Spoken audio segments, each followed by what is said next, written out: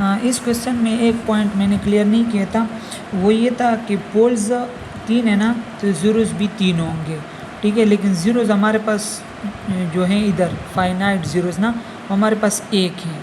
हम कह रहे हैं कि 2 इन्फिनिटी पे होंगे ना, तो इसका क्या मतलब है? इसका ये मतलब है कि ये रूट लोकस देखो ना, इधर पोल से स्टार्ट हो रहे हैं, 0 पे एंड हो रहा है ना, तो ये रूट लोकस तो ख़त्म हो गया। अब जो ये वाला रूट लोकस है ना, ये कि किधर जाएगा? ये इन्फिनिटी पे जाके 0 के साथ ख़त्म होगा, जो रूट लोकस की प्रॉपर्टी है। और एक जो है 0 इधर मिल जाएगा। तो हम जो कह रहे हैं ना 2 एट इन्फिनिटी, वो यही वाली ज़ीरोज़ हैं जो रूट लोकस के साथ इन्फिनिटी पे मैट करेंगे, ठीक है। अब आते हैं क्वेश्चन नंबर 2 पे। क्वेश्चन नंबर 2 में जो हमें दिया है वो क्लोज लूप ट्रांसफर फंक्शन दिया है। मैंने पहले भी बताया था कि जब भी आप रूट लोकस टेक्निक क्वेश्चन करोगे तो आपने open loop transfer function find करना है, ठीक है। तो जब आपको क्लोज लूप ट्रांसफर फंक्शन दिया जाए तो वो आपने कन्वर्ट करना है। कैसे कन्वर्ट करना है? ये जो डिनोमिनेटर है जो कि अलावा है वो आपने कॉमन करना है, ठीक है। s³ + 6² + 9s ये कॉमन हो गया, अंदर 1 रह गया, ठीक है। लेकिन के साथ ये टर्म्स नहीं है जो हमने कॉमन किए, तो ये नीचे डिवाइड हो जाएंगे, ठीक हो गया। अब अगर दोबारा हम ये मल्टीप्लाई करेंगे ना तो यही चीज़ दोबारा आ जाएगी। तो ये देखो, ये जो टर्म है ये हम ऊपर लेके जा सकते हैं, इसके डिवाइड में लिख सकते हैं। तो हम ये ऊपर लेके गए, k/s³ + 6² + 9s आ गया। नीचे क्या बचा? 1 प्लस ये चीज़ है। तो अगर पहले जो मैंने बताया kg(f(s) h(f)(s) / 1 + kg(f(s) h(f)(s) वो चीज़ बन गई। तो ये और ये एक चीज़ है, ठीक है। तो ये आपने उठाना है, तो ये आपका ओपन लूप ट्रांसफर फंक्शन हो जाएगा। और इधर से फिर आपने क्वेश्चन स्टार्ट करना है, ठीक हो गया। अब देखो हमने क्या करना है, ओपन लूप पोल्स और ओपन लूप ज़ीरोज़ फाइंड करने हैं ना। तो ये आपके पास 3rd डिग्री इक्वेशन है। तो पोल्स में कैसे कन्वर्ट करेंगे? दोबारा मोड में जाएंगे, इक्वेशन में जाएंगे, और ये कौन सा 3rd ऑर्डर है? तो 4th पे आ रहा है, ठीक है। अब इसके कोफिशिएंट 1 है, फिर 6 है, फिर 9 है, और कांस्टेंट टर्म 0 है। तो ये हमने दे दी, हमारे पास एक पोल 0 आ गया और एक -3 आ गया। तीसरा पोल हमारे पास नहीं आया, डिग्री 3 है ना, तो 3 पोल्स आने चाहिए। तो इसका मतलब यही है कि तीसरा पोल भी -3 होगा। तो ये इसको आप इस तरह लिख सकते हो, ठीक है। अब इसमें कितने पोल्स हैं? 3 पोल्स हैं, ठीक है। ज़ीरोज़ कितने? एक भी नहीं है, 3 इन्फिनिटी पे है। इसका मतलब है कि रूट लोकस जो है ये 3 इन्फिनिटी को अप्रोच करेगा, इन्फिनिटी पे 0 को अप्रोच करेगा। अब कौन कौन से पोल्स है? 0 है, -3 और -3 है। 0 कौन सा है? 0 ही है, ठीक है। तो ये आपने रूट लोकस पे ड्रा करना है, ठीक है। तो ये आपके पास रूट लोकस हमने ड्रा किया है, ठीक है। तो एक पोल आपके पास 0 पे है, ठीक है, और एक पोल आपके पास -3 पे है, और दूसरा भी -3 पे है। तो वो थोड़ा इस तरह टेढ़ा आपने रखना है ताकि पता चल सके कि इधर 2 पोल्स हैं, ठीक हो गया। अब आपने रियल एक्सिस लोसाई फाइंड करनी है। रियल एक्सिस लोसाई कैसे बताया था कि ओरिजिन से स्टार्ट करो, उधर देखो कि 8 नंबर आ रहे हैं कि नहीं, पोल्स और ज़ीरोज़। तो 8 ऑड आ गए, 1 सिर्फ एक ही पोल है। तो आपने लोसाई स्टार्ट करनी है दूसरे पोल या 0 तक, ये चीज़ हो गया।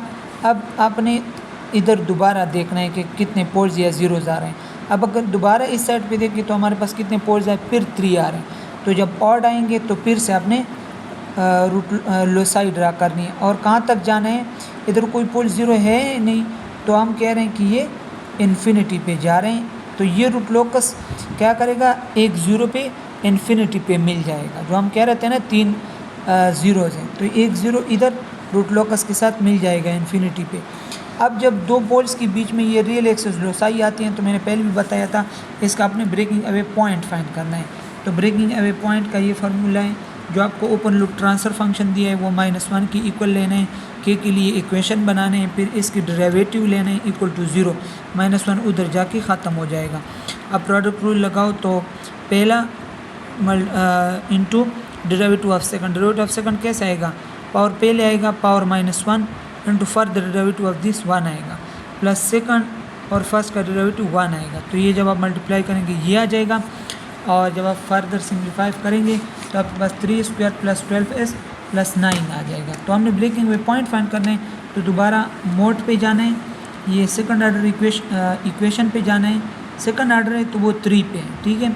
अब इसके कोफिशिएंट देने हैं 3, 12 और 9। तो ये आपके पास ब्रेकिंग अवे पॉइंट आ गया, एक -1 और एक -3, ठीक है। लेकिन आपने कौन सा वाला लेना है, जो पोल्स के बीच में आ रहे हैं। तो अगर आप देखें -1 जो है इसके बीच में आ रहा है, ये वाला, ये आपका ब्रेकिंग अवे पॉइंट हो गया सिग्मा बी। और -3 जो है वो पोल पे आ रहा है, तो ब्रेकिंग अवे पॉइंट आपका पोल्स के बीच में आते हैं, पोल्स के ऊपर नहीं आता। तो ये आपके पास ब्रेकिंग अवे पॉइंट हो जाएगा और ये कट हो जाएगा। इसके बाद क्या होते हैं, सेंटर ऑफ एसिम्पटोट्स फाइंड करते हैं, उसका सिग्मा सी बोलते हैं, summation of P minus summation of Z divide by number of pole minus number of Z. ये क्या है, -3 हमारे पास पोल्स हैं और एक हमारे पास 0 कोई भी नहीं है, तो 0 हो गया, डिवाइड बाई नंबर ऑफ पोल 3 है, नंबर ऑफ 0 है, तो ये -6/3 -2 आएगा। तो ये आपके पास -2 क्या आ गया, इधर -2 आता है, और ये आपके पास क्या है, सेंटर ऑफ एसिम्पटोट है, सिग्मा सी। अब एंगल ऑफ एसिम्पटोट्स फाइंड करने, ये फार्मूला है 180 × 2m+1 divide by number of pole minus number of Z. कितने एंगल्स फाइंड करने, जितना number of pole minus number of zeros हो, वो 3 है, 3 एंगल्स आपने फाइंड करने, मतलब 0 पुट करना है, 1 पुट करना है, फिर 2 पुट करना है।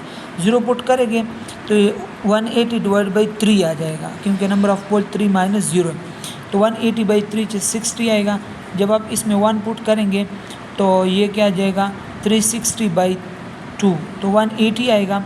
और जब आप 2 पुट करेंगे इसमें तो 5 × 180, तो वो 900, नीचे 3 है तो आपके पास 300 आएगा। तो ये याद रखना, जब आपके पास MP - NZ 3 हो तो आपके पास यही एग्जैक्ट 3 एंगल आएंगे, 60, 180 और 300। तो आपने ये एंगल्स क्या करने, वो पहले क्वेश्चन में 90 था तो हमने D से फाइंड नहीं किया था, लेकिन अभी 60, 180 और 300 आए हैं, तो आपने क्या करना है, D से फाइंड करनी है, ठीक है। और कौन से पॉइंट पे फाइंड करने हैं, जो सेंटर ऑफ एसिम्पटोट है, तो सेंटर ऑफ एसिम्पटोट पे हमने रखा है -2 पे, ठीक हो गया। ये सेंटर ऑफ एसिम्पटोट पे हमने ये D वाला पॉइंट रखा है और हमने 60 एंगल देखना है। तो ये देखो 0 से स्टार्ट हो रहे हैं तो 60 पे आना है। इस पे कंफ्यूज नहीं होना कि नीचे वाला आपने मायर करना है या ऊपर से, जो भी आप मायर करो लेकिन 60 एंगल आ जाओ, ठीक है। तो आपके पास ये 60 एंगल आ गया। 180 तो उधर आए हैं, उसकी ज़रूरत नहीं है क्योंकि वो रूट लोकस कंप्लीट है। आगे फिर 300 और -60 ये एक जैसा होते हैं, ठीक है। तो फिर से आपने सेंटर ऑफ एसिम्पटोट्स पे रखना है। ये ख्याल करना है कि ये जो D वाला लाइन है ना, ये आपने रियल एक्सिस पे ही रखना है, ठीक है। और -60 एंगल आपने ड्रा करना होता है, ठीक है। तो दोबारा 0 से आएँ तो -60 आपके पास ये आ जाएगा, ठीक है।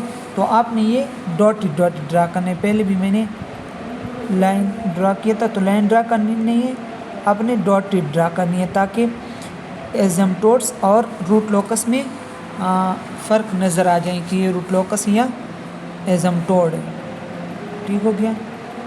और एसिम्पटोट को आपने वर्टिकली ड्रा करना है और रूट लोकस को आपने थोड़ा कर्व ड्रा करना है, ठीक है। तो ये आपका एसिम्पटोट आ गया। अब एसिम्पटोट ये पाथ बता रहे हैं कि रूट लोकस जो है वो उसी साइड पे और उस साइड पे जाएगा, ठीक है।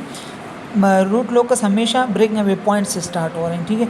तो ब्रेकिंग अवे पॉइंट से अभी इधर जाएगा या उधर जाएगा, तो अब जियोमेगा क्रॉसिंग को टच करेगा ना, तो हमने जियोमेगा क्रॉसिंग फाइंड करनी है, ठीक है।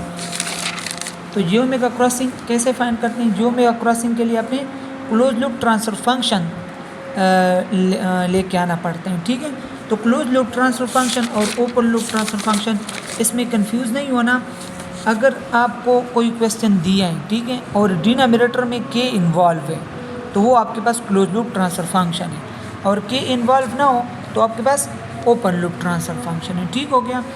और ये क्लोज लूप ट्रांसफर फंक्शन है ना, तो इससे के हटाओ तो आपके पास ये ओपन लूप ट्रांसफर फंक्शन आ जाएगा, और इसमें नीचे के लगाओ तो आपके पास क्लोज लूप ट्रांसफर फंक्शन आ जाएगा। तो हमें क्लोज लूप ट्रांसफर फंक्शन चाहिए, तो हमने इधर +k लिख दिया, तो ये आपके पास क्लोज लूप ट्रांसफर फंक्शन आ गया। ये हमने पोल्स बना दिए, वही लिखा है जो हमने पोल्स बना दिए, फिर उसको हमने दोबारा मल्टीप्लाई करके ये आ गया, के भी साथ में। फिर आपने ये डिनोमिनेटर उठाना है, डिनोमिनेटर उठा दिया, s की जगह j ओमेगा पुट करो, ठीक है। s की जगह j ओमेगा पुट कर दिया, तो ये j ओमेगा क्यूब जो है ये -j ओमेगा क्यूब के बराबर है। किस तरह, ये j ओमेगा क्यूब है ना, तो उसको j इंटू जे स्क्वायर लिख सकते हो ना, जे स्क्वायर -1 के बराबर, तो ये माइनस जे ओमेगा क्यूब के बराबर आ गया, जे ओमेगा स्क्वायर -1 के बराबर है, तो 6 ओमेगा स्क्वायर आ गया, ये वही आ गया, ये क्या आ गया। अब इसमें जो इमेजिनरी टर्म्स हैं इसको इक्वल टू 0 लो, ये है एक टर्म और ये है, इसको 0 ले लिया, जे ओमेगा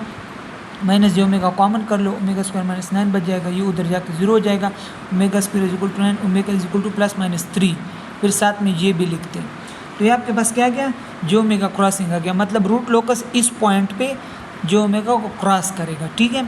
अब जो रियल टर्म्स बच गए उसको आपने 0 लेना है, वो आपने 0 ले लिया तो के लिए अपनी इक्वेशन बनानी है, 6 ओमेगा स्क्वायर आ गया, ओमेगा की जगह आपने प्लस वाली वैल्यू पुट करनी है विदाउट जे, तो आपके पास 54 आ गया। ये जो आपके पास के की वैल्यू आई ना, ये इस के की वैल्यू नहीं है, बल्कि ओपन लूप गेन है जो ओमेगा क्रॉसिंग पे, जिधर जो ओमेगा क्रॉस करेगा ना उस पॉइंट पे ये के की वैल्यू है।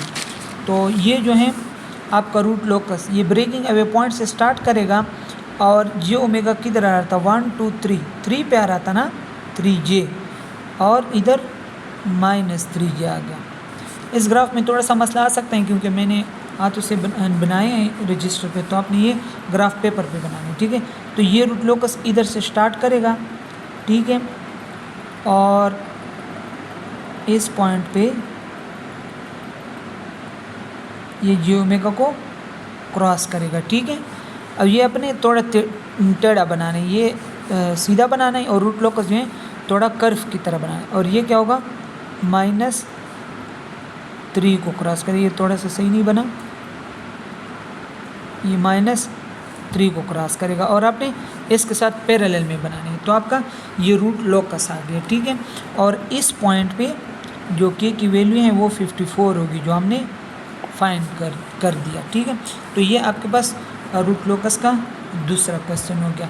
और जो हम बता रहे थे ना कि 3 जीरोस इन्फिनिटी पे हैं, तो ये 1 0 इन्फिनिटी पे ये आ गया, और ये रूट लोकस अप्रोच करेगा 0 को इन्फिनिटी पे, और दूसरा जो है इधर से रूट लोकस इन्फिनिटी पे इसको अप्रोच करेगा, तो हम इसलिए कहते हैं कि 3 जीरोस इन्फिनिटी पे आ रहा है।